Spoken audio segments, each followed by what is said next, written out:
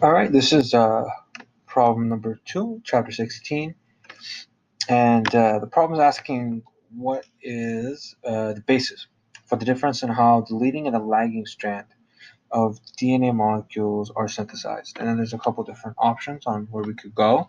One of them is that the origins of replication occur only at the 5' end. Helicase and single-strand binding proteins work at the 5' end.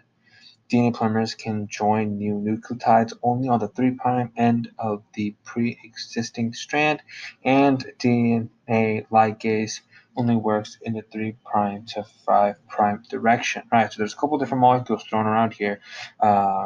First thing to note is, like I've drawn right here, as when you have a DNA molecule and it unwinds, you end up with 2 strands, right? That's what they're talking about in the question. There's a leading and a lagging.